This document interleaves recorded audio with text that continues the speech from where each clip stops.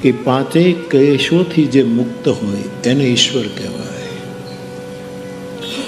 અને પાંચ ક્લેશ એટલે રાગ, દ્વેષ, અસ્મિતા, અભિનિવેશ, આ બધા જે લક્ષણો બતાવ્યા છે ક્લેશ, એ અવિદ્યા, અસ્મિતા, રાગ, દ્વેષ, અભિનિવેશ આ ભગવાન પતંજલિના કહેવાથી પાંચ ક્લેશો છે. તુલસીદાસજીએ પણ ક્લેશ માટે ઘણું જ કહ્યું છે. તો જેનામાં પાંચેય ક્લેશ ન હોય એને ઈશ્વર કહી શકાય. કોઈ પણ વ્યક્તિને આપણે ઓળખતા હોઈએ અને આપણને એમ દેખાય કે આ માણસમાં કોઈ દિવસ રાગ નથી, રાગ અને દ્વેષ સાપેક્ષ છે. કોઈના તરફ રાગ થયો તો દ્વેષ થવાની પૂરી સંભાવના છે. રાગના કારણો ઘટી જશે, રાગ દિશા બદલશે, સ્થાન બદલશે, તો તુરંત એની સાથે જ જોડાયેલું સાપેક્ષ હોવાને કારણે દ્વેષ પ્રગટશે. એટલે આપણા અધ્યાત્મ જગતમાં ગુરુ શિષ્યની વચ્ચે પણ ક્યારેય દ્વેષ ન થાય એવો મંત્ર આપણે મા વિદ્વેષા વહે. ગુરુ શિષ્ય વચ્ચે કોઈ દિવસ દ્વેષ થાય, પણ જો ગુરુમાં રાગ હશે તો દ્વેષની સંભાવના છે. ગુરુમાં અનુરાગ હોવો જોઈએ. રાગ દ્વેષથી મુક્ત ચિત્ત ગુરુનિષ્ઠ ગણાશે એવું લાગે છે. મેં એવું અનુભવ્યું છે કે ઘણાને લખીને પણ મારા ગુરુ આ છે, મારા સદગુરુ આ છે, ફોટા એની કૃપાથી હું બધું કરું છું, આવું છાપે પણ છે જેને કોઈ પણ. અને પાછા એ જ વ્યક્તિ એ જ ગુરુના તરફ દ્વેષ પણ રાખે છે. એટલે ઉપનિષદનો મંત્ર બહુ જ સાવધાન કરે છે કે ગુરુ શિષ્યની વચ્ચે પણ દ્વેષ ન થાય.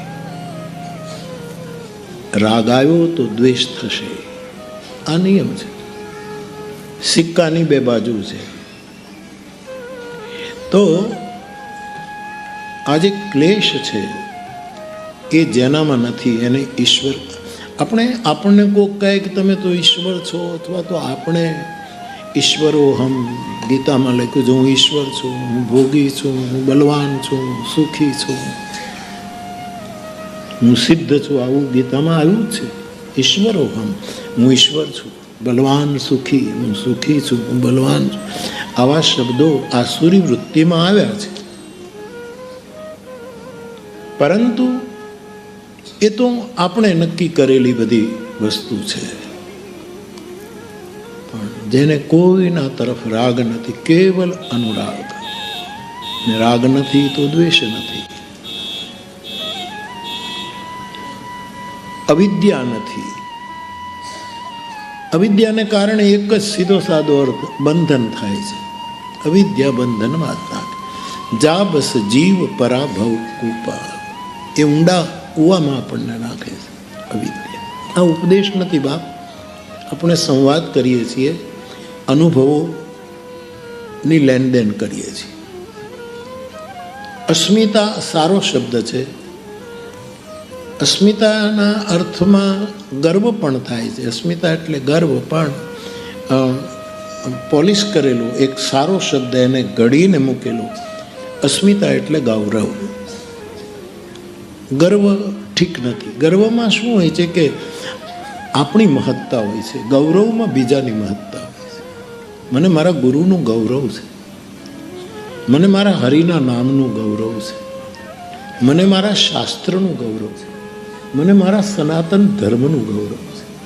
આ ગૌરવ ગર્વ ઠીક છે. આપણે બોલીએ છીએ ગર્વ સે કહો હમ ફલા હૈ, ગર્વ સે કહો હમ હિન્દુ છીએ, ભારતીય છીએ, આવું બધું આપણે બોલીએ, સારી વસ્તુ છે, એમાં આપણે બહુ એમાં નથી જવું આપણે. પણ ગર્વ હંમેશા પોતાને પ્રસ્તુત કરે છે. હું બલવાન, હું સુખી.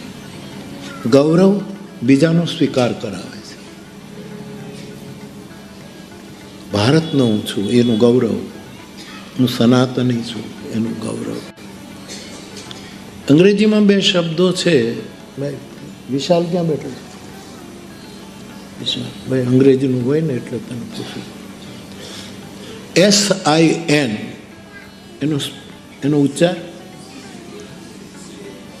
સીન ને, SIN મીન્સ સીન. બરાબર છે? આમાં વિશાલ અર્થ કરે છે, બરાબર છે ને? માનસી આ અર્થ કરે બરાબર છે ને? SIN scene. સીન એટલે તમને ક્યાં પૂછું? જેને પૂછવું જવાબ મારે લક્ષ્મણસિંહને પૂછવું છે. સીન એટલે પાપ. બરાબર છે? પાકો છે. એક બીજો શબ્દ છે સન. એનો સ્પેલિંગ વિશાલ જોરથી બોલો. નહીં એવો દીકરાવાળો નહીં, તારા બાપાને દીકરાવાળું નહીં, હમણાં એ મૂકી દેવું છે. SON એ તો સન છે. SUN એનો અર્થ સૂર્ય. શું કામ? SIN માની સીન એટલે પાપ. બરાબર? SUN સન માની પુણ્ય. કેમ આટલું બધું ઉચ્ચારમાં તો બોલીએ તો એક આમ બહુ મળતું છે, ત્રાસ છે. સીન એટલા માટે સીન છે કે એની મધ્યમાં આય છે. હું ઈશ્વરોહમ, ઈશ્વરોહમ, ઈશ્વર. એનું કેન્દ્રમાં આય આય આય આય એટલે પાપ છે. અને પાપનું નામ અંધકાર છે. અંધારામાં દેખાતું નથી. પણ SUN એના કેન્દ્રમાં યુ એ ગૌરવ છે. જેના કેન્દ્રમાં યુ, તું એ ગૌરવ છે. જેના કેન્દ્ર એ પ્રકાશ છે, એ પુણ્ય છે. અને જેના કેન્દ્રમાં આય એ પાપ છે. તો અસ્મિતાનો અર્થ ઘણા ગર્વ. અમે આપ સૌ જાણો છો કે વર્ષો સુધી આપણા કૈલાસ ગુરુકુળમાં અસ્મિતા પર્વ રહ્યું. અને એ નામ અમારે હરીશભાઈ અને વિનોદભાઈએ નક્કી કરેલું અસ્મિતા. અને એ ચાલ્યું. પરંતુ અસ્મિતા પણ ક્લેશ છે. અને અમુક વર્ષો પછી એ ક્લેશથી મેં મુક્તિ લીધી. ઘણા લોકો કહે છે કે અસ્મિતા પર્વ કેમ બંધ? સારું હતું, હજી સારું છે. બીજી રીતે આપણે કરીએ, કંઈ પણ કરીએ. પણ અસ્મિતા એ ક્લેશ, એ મારા મગજમાં જ્યારે આવ્યું કે આ તો ક્લેશ છે. અને બીજી રીતે ક્લેશ નહીં, આનંદ આવે. આટલા વિદ્વાનો, આટલા સારસ્વતોની સાથે બધું આનંદ, પણ છે તો ક્લેશ ચોક્કસ. જ્યારે પતંજલિ કહે છે તો રાગ, દ્વેષ, આ જે ક્લેશો છે એમાં અસ્મિતા પણ ક્લેશ છે. હા, એ ક્લેશ સારો થશે જ્યારે આપણે કેન્દ્રમાંથી હટી જઈએ. તું તો સૂર્ય છે, તો પ્રકાશ છે, તો મોહનો અંધકાર નથી.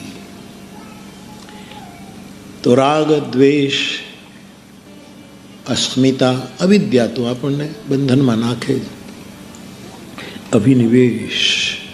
અભિનિવેશનો સીધો સાદો અર્થ થાય બહુ જીવવાની ઈચ્છા, અતિશય જીવવાની ઈચ્છા. ભજન કરવા માટે પરમાત્મા કાગભૂષુંડીજીની જેમ હોય કે તજૌન તન નિજ ઈચ્છા મરના, ક્યોંકિ તન બિનુ બેદ ભજન નહીં ભરના. મારે નથી મરવું, પણ એ ભજન જો કેન્દ્રમાં, ભજન માટે જીવવું જોઈએ. ભજનનો અર્થ થાય સેવા, પણ સેવા માટે જીવવું જોઈએ, સ્મરણ કરવા માટે જીવવું જોઈએ. ખોટું ખોટું જીવવાનો શું અર્થ છે? તો બહુ જીવવાની જીજવિષા, અભિનિવેશ, એના ઘણા અર્થો થાય, પણ આ તો ટૂંકમાં કહું તો આ 5 ક્લેશ છે.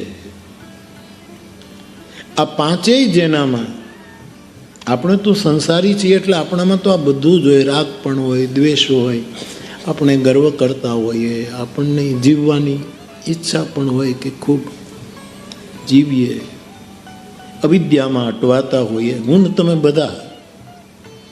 પણ આ પાંચેય જ્યાં નથી એને પતંજલિ ઈશ્વર કહે છે. શ્રી હનુમાનજીને તમે જુઓ, હનુમાનજીને પણ ઈશ્વર કહ્યા છે.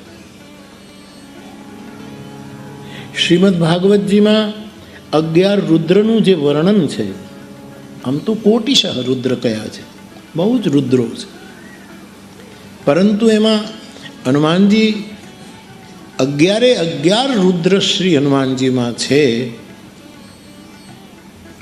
એ જ્યારે બતાવ્યું છે, એ 11 જેનામાં રુદ્રત્વ હોય એને પણ ઈશ્વર કહ્યો છે. એટલે હનુમાનજીને આપણે ઈશ્વર કહીએ છીએ.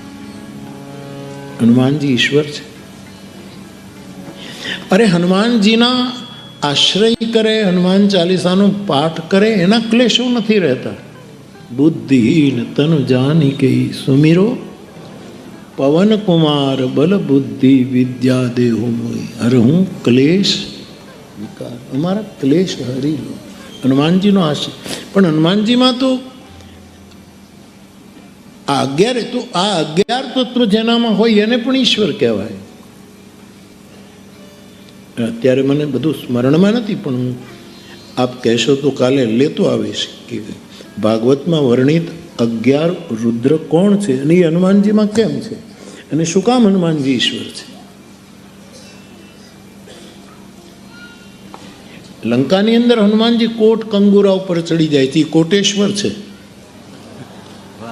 યુદ્ધના મેદાનમાં હનુમાનજી, અંગદ, એ બધા જ કૂદીને જેવી યુદ્ધનું જે વર્ણન છે, હનુમાનજી સ્વયં કોટેશ્વર છે અને કોટેશ્વર માની ઈશ્વર.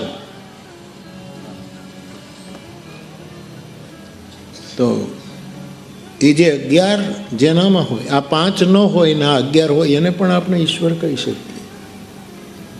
મને આખું પ્રકરણ યાદ નથી, પણ હું કાલે તમે કહેશો તો લેતો. વિશાલ, કાલે લેતો આવું કે તને ભરોસો છે હું કહું છું એમાં? ભરોસો કે લેતો આવું? તને તો પણ તારા બાપાને છે કે કેમ?